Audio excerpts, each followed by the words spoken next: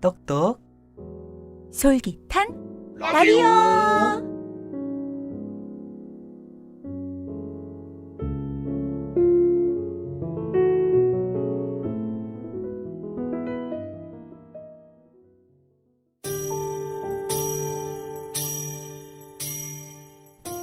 별 1. 정지용. 누워서 보는 별 하나는 진정 멀구나. 아스름 다치게 하는 눈초리와 금실로 이은 듯 가깝기도 하고, 잠 살포시 깨인 한밤엔 창 유리에 붙어서 엿보노나 불현듯 솟아나듯 불리우듯 맞아들일 듯 문득 영혼 안의 외로운 불이 바람처럼 이는 회안에 피어오른다. 흰자리옷 채로 일어나 가슴 위에 손을 여미다.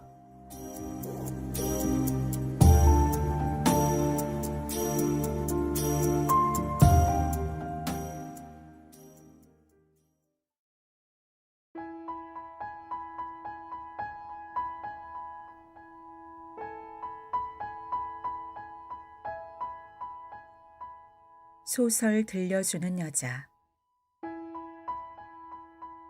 안녕하세요. 이반 투르게네프의 무무 들려드립니다.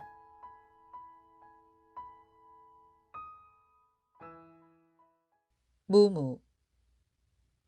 이반 투르게네프. 한때 모스크바에서 멀리 떨어진 한 거리에 희고 둥근 기둥, 다락방, 휘어진 발코니가 있는 회색집에서 과부인 여지주가 많은 하인들을 거느리며 살고 있었다. 그녀의 아들들은 페테르부르크에서 근무했고 딸들은 시집을 갔다. 그녀는 외출을 잘하지 않았고 메마르고 지루한 말년을 쓸쓸하게 보내고 있었다. 그녀의 불쾌하고 음산한 낮은 오래전에 지나갔지만 그녀의 저녁은 밤보다 더 어두웠다. 그녀의 모든 농로 중에서 마당쇠 게라심이 가장 눈에 띄었다. 그는 1m 95cm나 되는 키에 거인 같은 체격을 하고 있었지만 태어날 때부터 벙어리에다 귀머거리였다. 여지주는 작은 오두막집에서 동료들과 떨어져 혼자 살고 있던 그를 시골에서 데려왔다. 게라심은 가장 성실한 농노로 알려져 있었다. 놀라운 힘을 가진 그는 4사람분의 일을 거뜬히 해냈다. 그는 모든 일을 손쉽게 해치웠다. 쟁기질을 하면서 커다란 손바닥으로 쟁기를 잡고 말의 도움 없이 혼자서 탄력 있는 흙가슴을 갈아엎을 때나 성 베드로제경의 어린 자작나무라도 뿌리째 날려버릴 만큼 힘차게 큰 낫을 휘두를 때나 민첩하고 끊임없이 2미터가 넘는 도리깨질을 하고 있을 때, 이때 그의 길고 탄탄한 어깨 근육은 지렛대처럼 오르락내리락 했다. 그를 바라보는 것은 즐거운 일이었다. 언제나 말이 없는 그의 모습은 지칠 줄 모르는 그의 노동에 장엄한 위엄을 부여했다. 그는 훌륭한 농부였다. 그의 불행만 아니었다면 어떤 여자든 흔쾌히 그에게 시집갔을 것이다.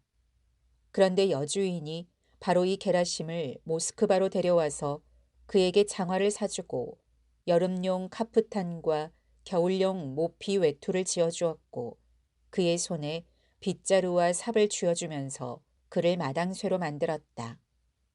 처음에 그는 새로운 생활이 전혀 마음에 들지 않았다.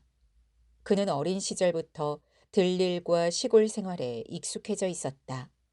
자신의 불행 때문에 사람들과 떨어져 살았던 그는 기름진 땅에서 나무가 자라듯이 말없이 억세게 자라왔다. 도시로 이사온 그는 자신에게 무슨 일이 일어나고 있는지 이해하지 못했다. 싱싱한 풀이 배때기까지 자란 밭에서 막 끌려와 철길에 차량에 메어진 힘센 황소처럼 그는 심심했고 아무것도 이해할 수 없었다. 때론 불길이 번쩍이는 연기를, 때론 수증기를 살찐 몸뚱이에 끼얹으며 사람들이 매질하고 고함치면서 황소를 어딘가로 끌고 가지만 어디로 끌고 갈지는 아무도 모를 일이다. 게라심이 새로 맡은 일은 농부가 힘든 일을 끝내고 즐기는 장난 같은 것이었다. 그는 반 시간 만에 모든 일을 끝냈다. 그리고 그는 다시금 마당 한가운데에 서서 마치 수수께끼 같은 자신의 처지에 대한 답을 구하려는 듯이 입을 벌리고 지나가는 모든 사람들을 바라보았고, 때론 갑자기 골목 어딘가로 가서 빗자루와 삽을 멀리 내던지고는 얼굴을 땅에 대고 마치 사로잡힌 짐승처럼 꼼짝하지 않은 채 몇 시간 동안 누워있기도 했다. 그러나 사람은 모든 일에 익숙해지게 마련이다. 마침내 게라심도 도시 생활에 익숙해졌다. 그의 일은 많지 않았다. 마당을 깨끗이 하고 하루에 2번씩 물을 길어오고 부엌과 집에서 쓸 장작을 가져와 패고 낯선 사람을 집에 들이지 않고 밤마다 망을 보는 것이 전부였다. 그는 자신의 책무를 성실히 수행했다고 말할 수 있다. 마당에는 결코 나무 조각 하나, 티끌 하나 널려 있지 않았다. 그더러 불이라고 준 비쩍 마르고 지친 말이 끄는 수레가 진흙탕에 빠졌을 때 그는 어깨만을 움직여 수레뿐만 아니라 말까지도 땅에서 밀어 올렸다. 게라심이 장작을 팰 때 도끼는 유리가 부딪히는 듯한 소리를 냈고 나무 조각과 장작개비들이 사방으로 날렸다. 낯선 사람에 대해 말하자면 어느 날 밤에 그가 도둑 둘을 잡아서 그들의 이마를 서로 맞부딪혔는데 그것도 그들을 경찰서에 데려갈 필요가 없을 정도로 너무 세게 부딪혀 그 이후로는 주변의 모든 사람들이 그를 아주 존경하기 시작했다. 심지어 낮에 집 앞을 지나다니는 사람들, 전혀 사기꾼이 아니라 그냥 낯선 사람들도 존엄한 마당쇠를 보면 마치 그가 그들의 고함 소리를 알아듣기라도 하듯 그를 향해 소리를 질러댔다. 게라심은 다른 농노들과 친밀한 관계는 아니지만 가까운 사이였다. 그들은 그를 두려워했다. 게라심은 그들을 자기 동료라고 생각했다. 그들은 게라심과 몸짓으로 말을 주고받았고 게라심은 모든 지시를 정확하게 수행했다. 그러나 게라심은 자신의 권리도 알았다. 어떤 사람도 식탁에서 감히 그의 자리에 앉을 수가 없었다. 대체로 게라심은 엄격하고 진지한 성품이어서 매사에 질서를 좋아했다. 심지어 수탉들도 그 앞에서는 감히 싸우질 못했다. 안 그랬다가는 난리가 난다. 닭들이 싸우는 걸 보면 게라심은 그 즉시 닭의 다리를 잡아 공중에서 10번쯤 빙빙 돌린 다음 내동댕이 칠 것이다. 여지주의 마당에는 거위들도 있었다. 그러나 알다시피 거위는 위험 있고 사려 깊은 날짐승이다. 게라심은 거위에 대해 존경심을 느끼며 거위들을 돌보고 먹이를 주었다. 그 자신이 단정한 숫거위와 비슷했다.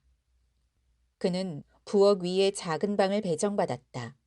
그는 방을 자신의 취향에 따라 꾸미고 4개의 통나무 위에 떡갈나무 판자로 만든 침대를, 정말로 거대한 침대를 올려놓았다. 100푸드의 물건을 올려놓아도 휘어지지 않을 침대였다. 침대 밑에는 튼튼한 트렁크가 있었다. 방 모퉁이에는 똑같이 튼튼한 작은 책상이 놓여 있었고 작은 책상 옆에는 다리가 3개 달린 의자가 있었다. 그 의자는 너무나 튼튼하고 땅딸막해서 게라심은 그 의자를 들었다가 떨어뜨리며 가볍게 웃음 짓곤 했다. 게라심의 작은 방은 둥근 빵을 생각나게 하는 모양의 까만 자물통이 채워져 있었다. 게라심은 이 자물통의 열쇠를 늘 허리춤에 지니고 다녔다.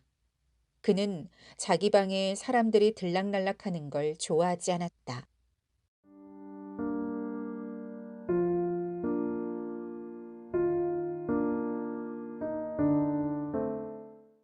이렇게 한 해가 지났고 한 해가 끝나갈 무렵에 게라심에게 작은 사건이 일어났다. 게라심이 마당쇠로 일하면서 모셨던 늙은 여지주는 모든 일에서 옛날 습관을 따랐고 많은 하인들을 거느리고 있었다. 그녀의 집에는 세탁부, 재봉사, 목수, 남녀 재단사뿐만 아니라 마구, 제조인까지 있었다. 이 마구 제조인은 수의사와 하인들의 의사 노릇까지 했다. 물론 마님을 위한 주치의는 따로 있었고 마지막으로 카피톤 클리모프라는 이름의 재화공이 있었다. 그는 지독한 술주정뱅이였다.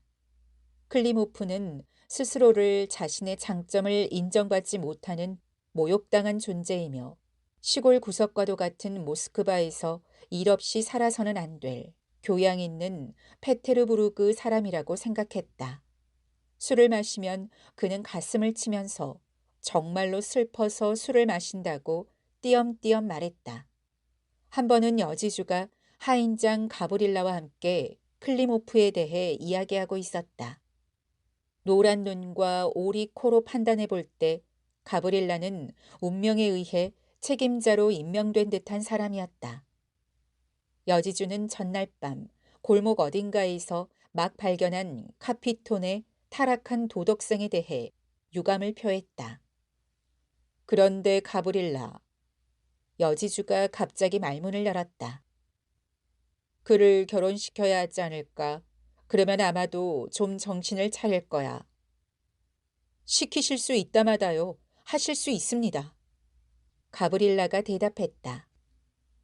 심지어 아주 좋아지기까지 할 겁니다. 그래. 그런데 누가 그에게 시집 가려고 할까? 그건 그렇습니다. 그러나 마님이 하시고 싶은 대로 하시죠. 말하자면 그자도 무언가에 쓸모가 있을 겁니다. 그자보다 더 나쁜 사람도 있으니까요. 그자가 타티아나를 좋아하는 것 같던데. 가브릴라는 뭐라고 대꾸하려다가 입을 다물었다.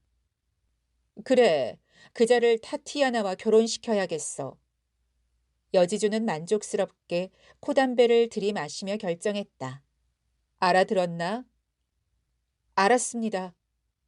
가브릴라는 이렇게 말하고 물러나왔다. 자기 방으로 돌아온 그는 우선 아내를 방에서 내보내고 나서 창가에 자리를 잡고 앉아 생각에 잠겼다. 그의 방은 별채에 있었는데 거의 방 전체가 쇠띠를 두른 트렁크로 가득 차 있었다. 그는 여지주의 갑작스러운 지시를 받고 곤혹스러워하는 듯 했다. 마침내 그는 일어나서 카피톤을 소리쳐 불렀다. 카피톤이 나타났다. 그러나 독자들에게 그들의 대화를 전하기 전에 카피톤이 결혼해야 할 타티아나가 어떤 여자인지, 왜 여지주의 지시가 하인장을 곤혹스럽게 했는지 몇 마디 하는 것이 도움이 될 것이다. 앞에서 말한 대로 세탁부의 일을 맡고 있는 그녀는 28가량의 작고 깡마른 금발의 여자로 왼쪽 뺨에 반점이 있었다. 능숙하고 솜씨 있는 그녀에게는 고급 세탁물만 맡겨졌다. 러시아에서 왼쪽 뺨의 반점은 나쁜 징표, 즉 불행의 예고로 간주되었다. 타티아나는 자신의 운명을 자랑할 수는 없었다.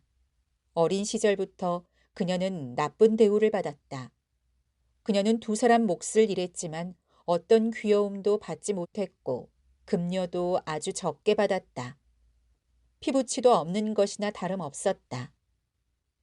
그녀에겐 삼촌뻘인 늙은 창고지기가 있었는데 지금은 쓸모가 없어져 시골에서 살고 있었고 그녀의 다른 아저씨들은 모두 농부였다. 이게 전부였다. 한때 그녀는 미인으로 소문났었지만 그녀의 아름다움은 금방 사라져버렸다. 그녀는 아주 온순한, 아니 겁 많은 여자였다. 그녀는 자신에게 완전히 무관심했고 다른 사람들을 몹시 무서워했다. 그녀는 기한까지 일을 끝내야 한다는 것만을 생각했고 결코 누구와도 말하지 않았으며 여지주를 거의 보지도 못했지만 여지주의 이름만 들어도 벌벌 떨었다. 게라심을 시골에서 데려왔을 때 그녀는 그의 거대한 체구를 보고 무서워서 거의 기절할 뻔했고 항상 그와 마주치지 않으려고 노력했다. 집에서 세탁실로 급히 가다가 게라심 옆을 지나치게 되었을 때 그녀는 눈을 찡그리기까지 했다. 처음에 게라심은 그녀에게 특별한 관심을 보이지 않았으나 그 후로 그녀와 우연히 마주치게 되면 살짝 웃음을 짓다가 그녀를 슬쩍 쳐다보기 시작했고 마침내 그녀에게서 전혀 눈을 떼지 않았다. 게라심은 그녀가 마음에 들었다. 그녀의 온순한 표정이 마음에 든 건지 겁 많은 동작이 마음에 든 건지 아무도 모를 일이다. 한 번은 활짝 핀 손가락으로 풀먹인 여지주의 코프타를 조심스럽게 들고 마당을 걸어가고 있었다. 그런데 누군가 갑자기 그녀의 팔꿈치를 꽉 잡았다.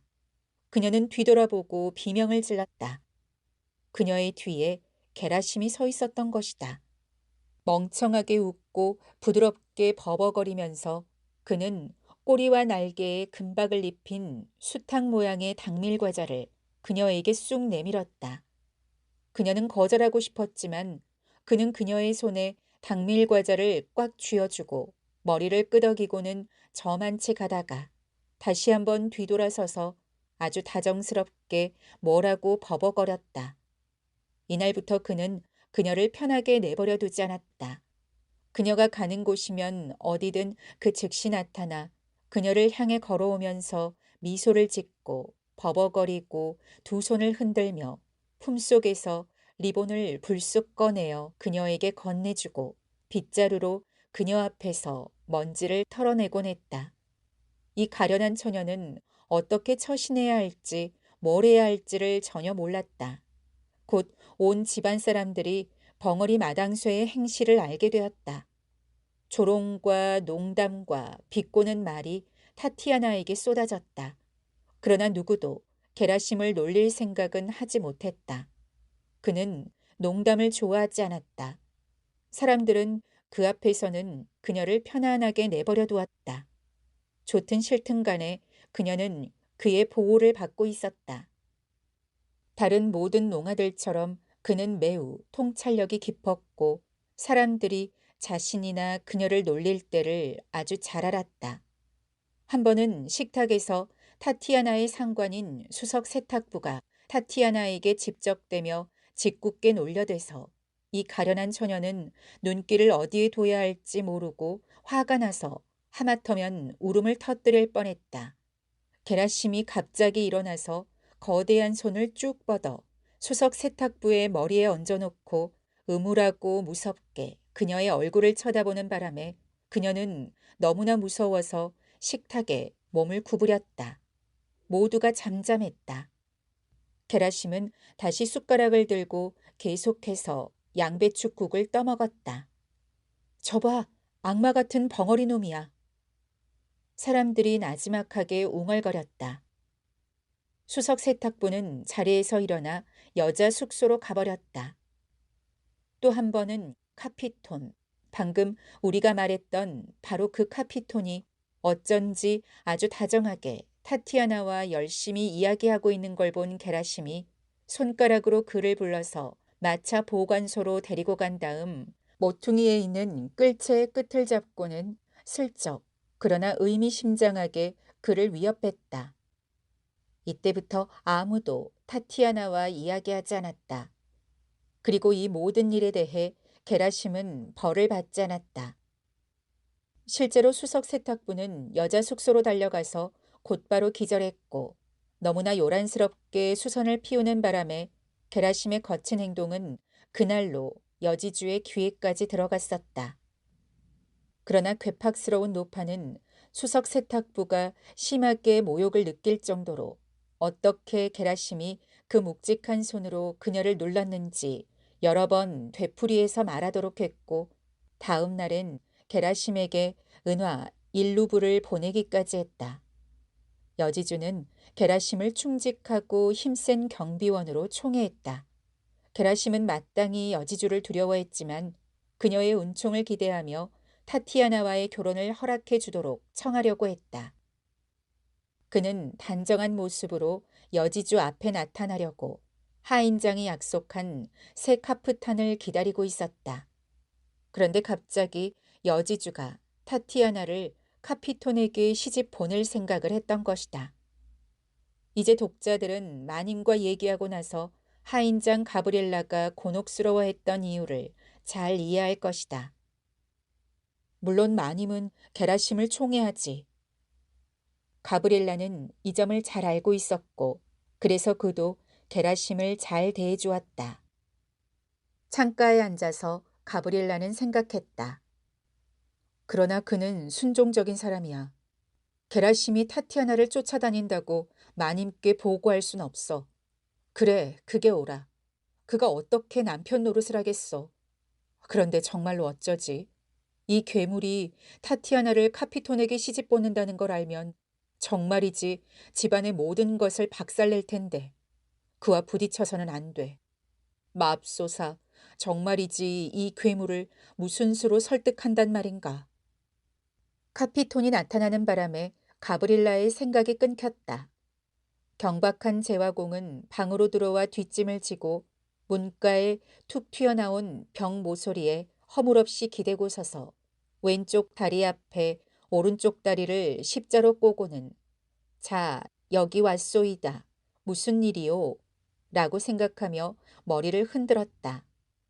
가브릴라는 카피톤을 쳐다보고는 손가락으로 창틀을 두드렸다. 카피톤은 흐리멍덩한 눈을 약간 가늘게 떴을 뿐 눈을 떨구지는 않았고 심지어 살짝 미소 짓기까지 했다.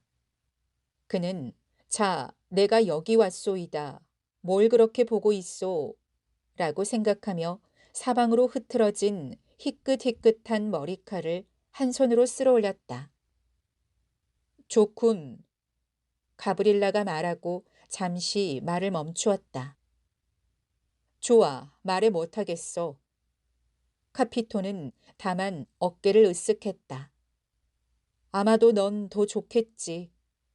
그는 속으로 이렇게 생각했다. 자, 네 자신을 쳐다봐. 쳐다보라고. 가브릴라가 비난조로 말했다. 그래, 그 꼴이 뭐야? 카피토는 다 닳고 찢어진 재킷과 헝겊을 댄 바지에 조용히 눈길을 주고 특히 구멍난 장화를 자세히 쳐다보며 오른발을 양말에 아주 멋지게 걸치고 다시 하인장을 빤히 바라보았다. 뭐가 어때서요? 뭐가 어때서요? 가브릴라가 되뇌었다. 뭐가 어때서요? 또 뭐가 어때서요야? 자넨 꼴이 꼭 도깨비 같군. 오, 맙소사, 영락없는 도깨비야. 카피토는 작은 눈을 민첩하게 깜빡이기 시작했다. 그래, 욕해라 욕해, 가브릴라 안드레이치. 그는 다시 속으로 생각했다. 보아하니 또 취했군. 가브릴라가 말문을 열었다. 어쩌자고 또 취한 거야, 어? 대답 좀 해봐. 정말로 건강이 안 좋아서 알코올 음료를 마셨어요. 카피톤이 대꾸했다. 건강이 안 좋아서? 자넨 아직 벌을 덜 받았어. 이봐, 페테르부르크에서 공부했다고 했지? 많은 걸 배웠다며 일하지 않고 빵을 먹으라는 것만 배웠나? 이 경우에 가브릴라 안드레이치, 한 사람, 즉 주님만이 날 심판할 수 있고 다른 그 누구도 날 심판할 수 없어요. 그분만이 이 세상에서 내가 어떤 사람인지, 내가 일하지 않고 빵을 먹는지 아닌지 아십니다. 복음에 대해 말하자면 이 경우엔 나 말고 또 한 사람에게 잘못이 있어요. 그는 날 속이고 교활하게 행동하고는 가버렸어요. 난 이 777 못한 사람아, 자넨 길바닥에 쓰러져 있었어. 에이, 똥오줌 못 가리는 사람 같으니라고. 하지만 문제는 이게 아니고. 하인장이 말을 이었다. 다른 거야. 마님께서. 여기에서 하인장은 잠시 말을 멈추었다. 마님께서 자네를 결혼시키려고 하셔. 알아들었나? 마님은 자네가 결혼하고 나면 좀 나아질 거라고 생각하셔. 알겠나? 알다 마다요. 하긴 그래. 내 생각에도 누가 자네를 잘 잡아주면 좋을 것 같아. 그러나 이건 마님의 일이지. 어때? 동의하나? 카피토는 이를 드러내 보이며 휘쭉 웃었다. 사람에게 결혼은 좋은 것이죠. 가브리엘라 안드레이치. 내 편에서는 아주 기쁜 마음으로 동의합니다. 그래, 그렇겠지. 가브리엘라는 이렇게 대꾸하고 그렇지, 말은 바로 하는군. 하고 잠시 속으로 생각했다. 그런데 문제는 하고 가브리엘라가 큰 소리로 말했다. 마님이 자네에게 좋지 않은 신부를 찾아내셨어. 신부가 누군데요? 타티아나야. 타티아나요? 카피토는 두 눈을 휘둥그레 뜨고 벽에서 떨어졌다.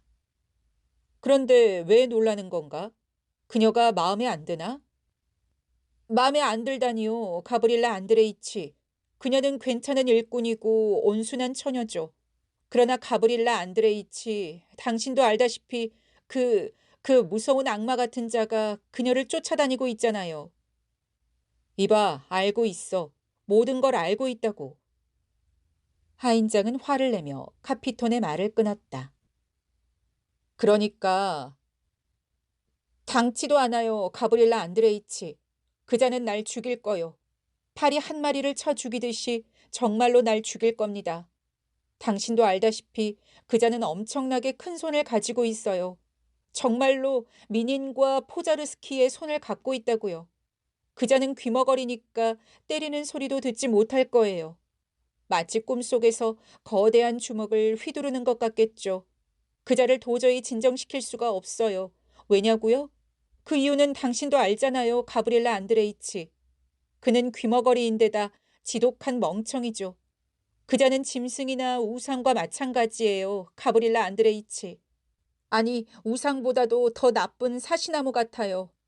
왜 내가 지금 그자에게서 고통을 당해야만 하나요? 물론 지금 내게 문제될 건 아무것도 없지요. 난 빈털터리가 되었고 모든 일에 익숙해졌으며 키다리 항아리처럼 지저분해졌으니까요. 그러나 난 여전히 인간이지 쓸모없는 항아리 같은 건 아니란 말입니다. 알아, 아니까 과장하지 말게. 오, 맙소사. 제화공은 열을 내며 말을 이었다. 오, 언제나 끝나려나, 언제나. 이 끝없이 비참한 내 신세야. 내 운명, 내 운명이란 걸 좀 봐요. 어린 시절엔 독일인 주인에게 얻어터졌고, 한창 좋은 시절엔 형제들한테 맞았는데, 어른이 되어서는 마침내 이런 지경에까지 이르다니. 에이, 변변치 않은 사람 같으니. 가브릴라가 말했다. 정말 왜 이렇게 떠벌리나? 왜냐고요? 가브릴라 안드레이치. 난 맞는 건 두렵지 않아요. 가브릴라 안드레이치. 주인이 집안에선 날 처벌해도 사람들 앞에서는 내게 인사를 건네면 돼요. 그건 내가 사람이기 때문이죠. 정말로 이 나이에 게라심 같은 작자에게 이런 일을 당해야만 하다니. 알았으니 가보게. 가브릴라는 참지 못하고 그의 말을 끊었다. 카피토는 몸을 돌려 느릿느릿 가버렸다. 그럼 그자가 없다면 동의하나? 하인장이 카피톤의 등 뒤에 대고 소리쳤다. 동의를 표명합니다. 카피톤이 대꾸하고 물러났다. 극한의 경우에도 그의 달변은 여전했다. 하인장은 잠시 방안을 서성였다. 자, 이제 타티아나를 불러와. 마침내 그가 말했다. 잠시 후 타티아나가 살그머니 들어와서 문지방 옆에 멈춰 섰다. 무슨 일이세요, 가브릴라 안드레이치? 그녀가 조용한 목소리로 말했다. 하인장은 그녀를 빤히 쳐다보았다. 그래, 그가 말했다. 타누샤, 시집 가고 싶나? 마님이 네 신랑감을 찾으셨어. 그런데 가브릴라 안드레이치, 신랑감이 누군데요? 그녀가 머뭇거리며 물었다. 제화공 카피톤이야. 알았어요. 그자는 분명히 경박한 사람이지. 그러나 마님은 너에게 기대를 걸고 계셔. 알았어요. 한 가지 문제는 그 벙어리 게라심이란 자가 너를 쫓아다니고 있다는 거야. 그런데 넌 어떻게 그 곰 같은 자를 유혹했지? 정말로 그 자는 널 죽일 거야. 이 곰 같은 자는 날 죽일 거예요, 가브릴라 안드레이치. 틀림없이 죽일 거예요. 그자가 널 죽인다. 그래, 어디 두고 보자. 그런데 넌 어째서 그자가 널 죽인다고 말하는 거지? 정말로 그자가 널 죽일 권리가 있는지 스스로 생각해봐. 모르겠어요, 가브릴라 안드레이치. 그자가 그런 권리가 있는지 없는지. 이런 칠칠치 못한 여자 같으니 그자에게 아무것도 약속하지 않았단 말이지. 무슨 말씀이세요? 하인장은 잠시 말을 멈추고 넌 무책임한 여자야 라고 생각했다. 그래, 좋아. 그가 덧붙여 말했다. 타누샤, 다음에 다시 얘기하기로 하고 지금은 가봐. 보아하니 넌 정말 순한 여자구나. 타티아나는 돌아서서 문의 중방에 살짝 기대었다가 물러났다. 아마 마님은 내일 이 결혼건에 대해 잊을지도 몰라. 하인장은 생각했다. 내가 뭐 때문에 걱정했지? 필요하다면 이 거친 녀석을 꽁꽁 묶어서 경찰에 넘겨야지. 우스티니야 페도로브나! 그는 커다란 목소리로 아내에게 소리쳤다. 여보, 사모바르를 올려놔요. 타티아나는 거의 하루 종일 세탁실에서 나오지 않았다. 처음에 그녀는 울음을 터뜨렸다가 눈물을 닦고 다시 전처럼 일에 열중했다. 카피토는 아주 늦은 밤까지 우울한 모습의 친구와 함께 술집에 앉아서 자신이 페테르부르크의 어떤 지주집에서 어떻게 살았는지를 자세하게 이야기했다. 모든 것을 이룰 수 있었고 질서를 지키는데도 신중했던 이 지주는 그만 한 가지 작은 실수를 했는데 술에 취해 여자에게 가는 실수를 범했다는 것이었다. 음울한 친구는 카피톤의 말에 그냥 맞장구를 쳤다. 그러나 한 가지 일 때문에 내일 자살해야만 한다고 마침내 카피톤이 말하자 이 음울한 친구는 이제 잠잘 때라고 말했다. 그들은 말없이 아무렇게나 헤어졌다.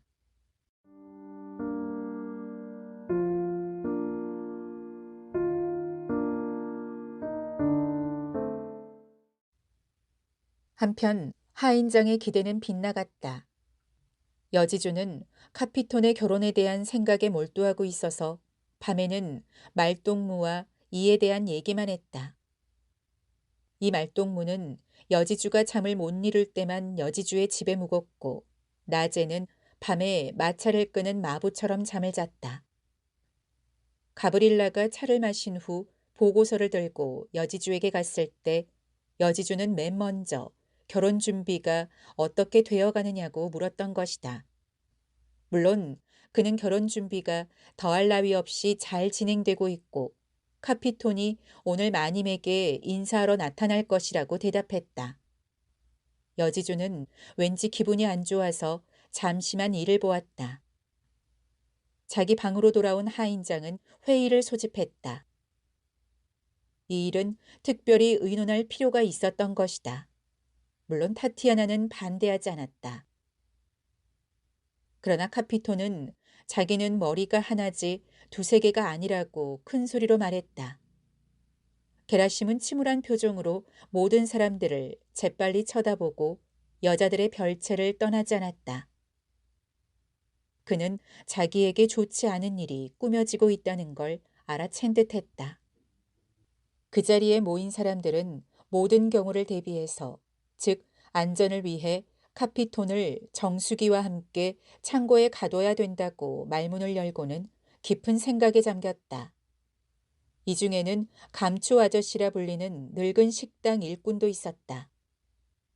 이 노인에게서는 맞아, 그래, 그래 라는 말만을 들었지만 그래도 사람들은 그에게 존경을 표하며 조언을 구했다. 물론 완력을 쓰면 간단한 일이었다. 그러나 그럴 수는 없었다. 소동이 일어날 거고 마님이 걱정할 테니 안 될 일이다. 그럼 어찌해야 하나? 그들은 생각에 생각을 거듭하여 마침내 한 가지 방법을 생각해냈다. 게라심이 술꾼을 보면 견디지 못한다는 점이 여러 번 언급되었다. 술 취한 사람이 챙 있는 모자를 귀까지 눌러 쓰고 비틀거리며 지나갈 때마다 게라심은 대문에 앉아 있다가 화를 내며 얼굴을 돌리곤 했다. 그들은 타티아나가 술에 취한 척 몸을 흔들고 비틀거리며 그 옆을 걸어가도록 가르치기로 했다. 이 불쌍한 처녀는 오랫동안 동의하지 않았지만 설득당하고야 말았다. 게다가 그녀 자신도 이렇게 하지 않으면 자신을 흠모하는 사람으로부터 벗어날 수 없다는 걸 알았다. 그녀는 걸어갔다. 사람들은 카피톤을 창고에서 내보냈다.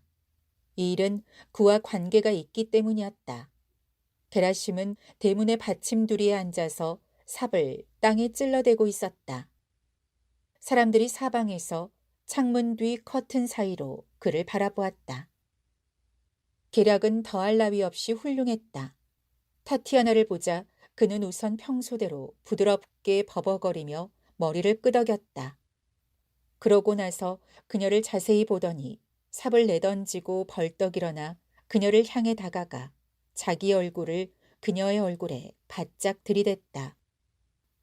그는 그녀의 손을 잡고 마당을 가로질러 회의가 열렸던 방으로 들어가서 카피톤 쪽으로 그녀를 밀쳤다. 타티아나는 그 자리에서 기절했다. 게라심은 잠시 서서 그녀를 바라보다가 손을 내젓고는 쓴웃음을 짓고 무거운 발걸음을 떼며 자기 방으로 걸어갔다. 게라심은 하루 종일 방에서 나오지 않았다. 마부인 안티프카가 게라심이 뭘 하고 있는지 벽 틈을 통해 본 것을 얘기했다. 게라심은 침대에 앉아서 한 손을 뺨에 대고 이따금 버벅거리며 조용히 규칙적으로 노래를 부르고 있다는 것이었다. 그리고 마부들과 배를 끄는 인부들이 구슬픈 노래를 길게 뽑을 때처럼 몸을 흔들고 두 눈을 감고 머리를 흔들어 댔다는 것이었다. 안티프카는 무서워져서 벽 틈에서 물러났다. 다음 날 게라심이 방에서 나왔을 때 그는 달라진 것이 별로 없었다. 단지 더 우울해진 듯했다. 그는 타티아나와 카피톤에게 조금도 관심을 기울이지 않았다. 그날 저녁에 타티아나와 카피톤은 겨드랑이에 오리를 끼고 마님한테 갔고 일주일 후에 결혼했다. 결혼식 날에 게라심은 아무런 행동의 변화를 보이지 않았다. 다만 강에서 물을 길어오지 않았다. 어쩐 일인지 그가 도중에 물통을 깨버렸기 때문이었다. 밤중에 그가 외양간에서 자기 소를 얼마나 열심히 깨끗하게 문질러댔던지 소가 바람에 날리는 작은 풀줄기처럼 흔들거리고 그의 강철 같은 주먹 아래서 좌우로 비틀비틀거렸다. 이 모든 일은 봄에 일어났다. 1년이 더 지났다. 그동안에 카피토는 술로 완전히 신세를 망쳐서 아무짝에도 쓸모없는 사람이 되어버렸다. 그는 아내와 함께 진마차에 실려 시골로 보내졌다. 출발하는 날에 그는 처음에는 허세를 부리며 그가 어디로 가더라도 비록 아낙네들이 셔츠를 빨다가 빨래 방망이를 하늘에 흔들어대는 곳으로 가더라도 죽지 않을 거라고 단언했다. 그러나 그는 곧 의기소침해져서 무식한 사람들이 사는 곳으로 자기를 데려간다고 불평하기 시작하더니 결국엔 힘이 빠져서 자기 모자도 스스로 쓸 수 없게 되었다. 어떤 동정심 많은 사람이 모자를 그의 이마로 가져가서 챙을 바로잡아 세게 눌러 씌워주었다. 모든 준비가 끝나고 농부들이 안녕이라는 말만을 기다리고 있을 때 게라심이 자기 방에서 나와 타티아나에게로 다가가 1년 전쯤에 사두었던 붉은 목면 스카프를 기념으로 선물했다. 그 순간까지 생활의 온갖 우여곡절을 묵묵히 견뎌냈던 타티아나는 이제 더는 참지 못하고 눈물을 흘렸다. 마차에 오르면서 그녀는 게라심에게 기독교식으로 3번 입맞춤을 했다. 그는 시의 관문까지 그녀를 배웅하고 싶어서 처음엔 그녀가 탄 마차와 나란히 걸어갔다. 그러나 갑자기 크르임 나루터에서 걸음을 멈추고 한 손을 흔들고는 강을 따라 걸어갔다.